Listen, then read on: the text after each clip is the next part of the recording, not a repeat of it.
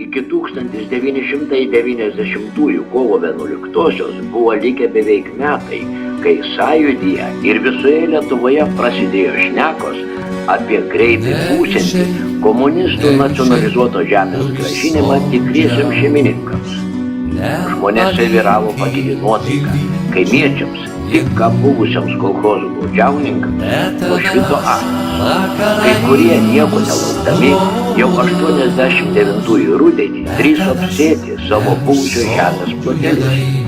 Kiti iš džiaugsmo virpančia širdimi kūrė ateities vardus apie ūkininkavimą savojoje žemėje. Bet kompartijos vadai centre bei jų parankiniai kaime, kolchozų pirmininkai ir sovchozų direktoriai, ūkių partorgai bei partinis aktyvas irgi nesnaudė. Jie sukūrė itin gudrų planą, kaip negrąžinti žemės jos tikriesiems šeimininkams. Būdami prie valdžios, paskutinių sovietų okupacijos metais Lietuvos BSR aukščiausioje taryboje priėmė iš pirmo žvilgsnio nekaltą sprendimą, pageidaujančiams ūkininkauti išdalinti po 3 hektarus. Ir pirmiausia, pagal sovietinį šūkį, kad žemė tiems, kurie dirba, tiesioginė prasme įpiršo žemę tiems, kurie dėja jau buvo prasigėrę, kurie niekad nesuprato žemės, buvo atsikėlėliai, prašalaičiai. Komunistai pirmiausia skubiai išdalino tų žemės savininkų žemę, kurie gyveno čia pat, kurie kantriai laukė savosios žemės, bet jiems dėja žemės negrąžino. Darė taip, kad čia pat gyvenančio kaimyno žemė atidavė kitam kaimynui, o tikriesiems žemės savininkams žemė skyrė ne tik kaip įmanoma toliau nuo namų, bet ir gabaliukais po 50-60 arų. O taip vadinamos valdiško žemės, tai yra be šeimininkės, nacionalizuotos iš žemdirbių, kurie buvo ištremti ir žuvo lageriuose į Sibirą, nedalino.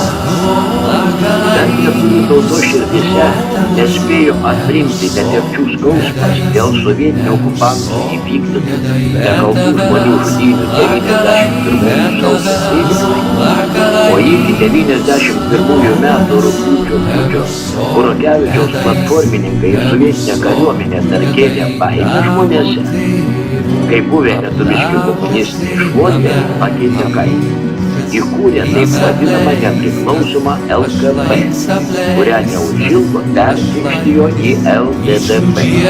Štai šie, tik ką buvę išpadėmi Maskvos vietoje ir parodė, kas jie iš tikrųjų.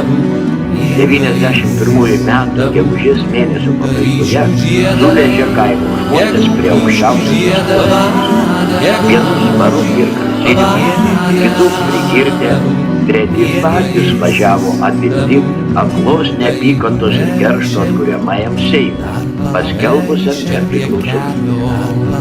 Kas gali paneigti, kad šitaip siekta pakartoti 91 metų sausio įvykius ir grąžinti Lietuvą į TSRS dėsnį. Tik šį kartą ne Ivanovo Benečiukis, o savųjų tariamai nuskriaustų kaimo žmonių rankomis. Sukelti sumaištį, iššaukti muštynės. Šiam paradui vadovavo prisiplakęs prie žemdirbių sąjūdžių, įgijęs tikrųjų ūkininkų ir padorių kaimo žmonių pasitikėjimą, buvęs kolchozos pirmininkas iš Kėdainių Virmantas Veliukonis. Laisvės studijos kūrybinė grupė pradeda laidų ciklą apie įvykius kaime pirmaisiais nepriklausomos Lietuvos metais, apie, taip sakant, buvusių ir nepražuvusių veiklą ir įtaką, žlugdant Lietuvos kaimą ir jo žmonės, kurio pradžių pradžia prasideda taip vadinamų žemdirbių mitingų prie aukščiausiosios tarybos. Kaimo žlugimo priežastis ne tos, kaip iki šiol kryptingai ir įkyriai per masinės informacijos priemonės peršama mintis, kad būtai atkuriamasis Seimas inkriminavo kolchozų sunaikinimą. Laidų ciklas skirtas tam, kad prisimintume, kodėl iki šiol taip ir neatsigavo Lietuvos kaimą, kad suvoktume, kodėl neatsikūrė šeimos ūkiai, Ir tik todėl kaimo jaunimas palieka ir paliko gimtuosius namus.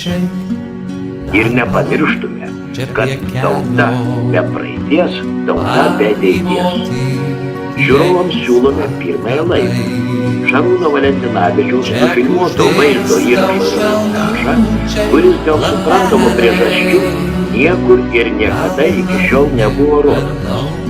Šioje pirmojoje laidoje atkuriamoje Seimo aukščiausiosios tarybos pirmininko Vytauto Landsbergio kreipimasis į specialiai prie Seimo suvežtus ir sudirgintus bei tūžusius kaimo žmones. Ir ką nori parodyti? Pasižiūrėk.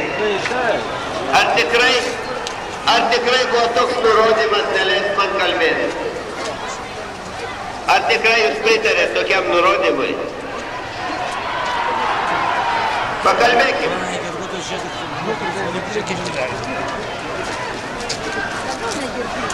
Lietuviai esam, žinoma, bet turimgi suprasti. Matot, reiškia, nori, kad aš jums nekalbėčiau. Aš žinau, palaukit. Aš žinau, mes dabar engėjai, mes smaugėjai. Gal jūs mus pasmaugsit, čia visaip gali būti. Arba kas nors jūsų rankomis mus pasmaugs. Irgi gali būti. Visaip gali būti. Vienas dalykas yra aiškus, labai daug kam, aš manau ir jums turi būti aiškus, kur yra mūsų pagrindinis klausimas, kur yra pagrindinis dalykas. Pagrindinis dalykas, kad mes norim būti nepriklausomi nuo Kremliaus ponų.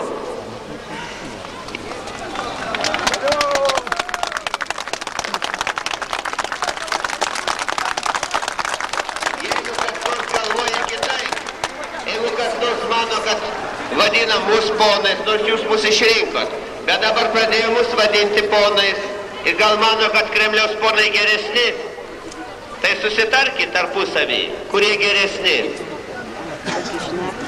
Kaip? Gerai vyrai ir moteris, paklausykit, jums labai aiškus mokesčiai rūpi. Mokesčiai buvo svarstomi ir vienaip, ir kitaip. Ir mokesčiai nėra patys tik savo atskiras dalykas. Iš mokesčių susidaro valstybės biudžetas.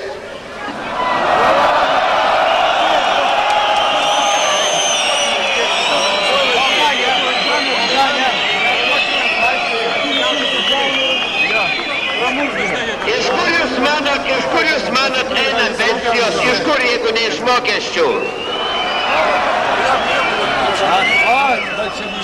Iš kur jūs manot eina pašalpos? Iš kur eina kompensuotoja?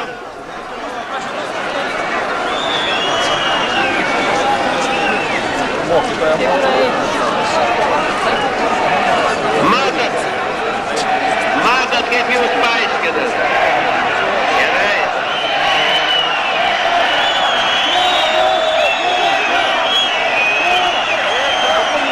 Gerūčiai surinko.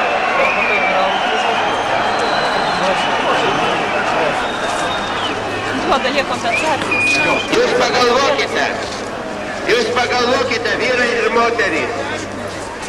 Ar mes neaptarsim tų klausimų, įskaitant ir mokesčius, ir kitus dalykus?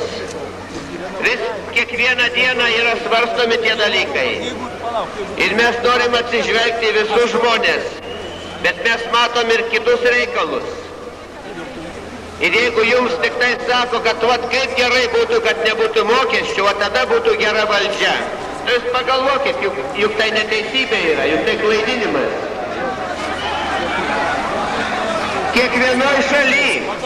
Kiekvienoj šaly, visam pasaulyje, iš tikrųjų žmonės paprastai ir visada yra nepatenkinti mokesčiais. Tai teisybė. Visada. Mūsų laikas yra sunkus. Yra sunkumai dideli. Mes pirmą kartą gyvenam pagal savo valstybės biudžetą. Pirmą kartą. Mes negausim jokių pagalbų iš Maskvos. Nebent žinoma, jeigu atsiprašysim ir prašysim, kad mus vėl priimtų į sąjungą. Ar jūs to norit? Ar norit šito? Gal sąjunga pamažins mokesčius ir pridės pensijų? Gal reikia eit prašytis? Pagalvokite, ką kreipia visą reikalą ir kas kreipia.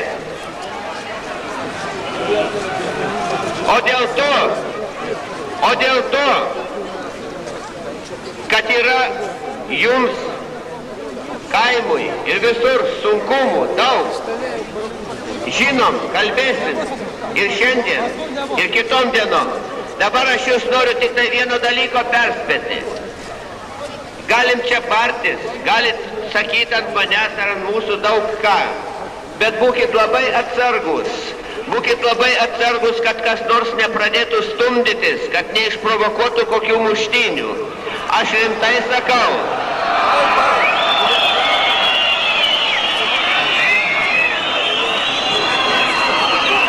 Aš rimtai sakau, vyrai ir moterys. Aš labai rimtai sakau. Galų gale barkimės, bet nesistumdykim. Ir jeigu kas nors pradės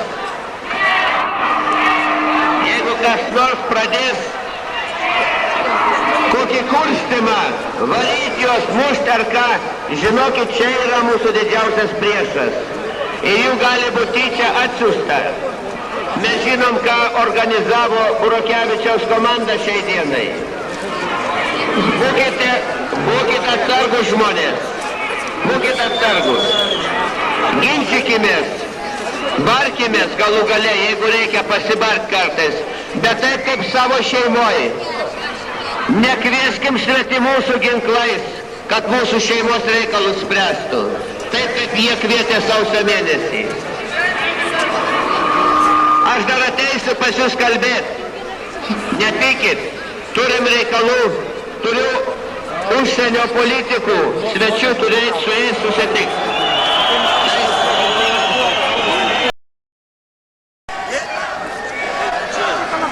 Pažiūrėkit, kas ten to. Iš tikrųjų labai gėda. Nu ką padarysi? Jums gėdas. Taigi, o čia reikiojamės grupėmis, su dainom, su gera nuotaika, einam į Kalnų parką, aptarti savo reikalų. Teisingai, ką čia kalbėti. Supratome visi? Supratom. Niekur neįsim. Mes kaimo žmonės maitinam jūs.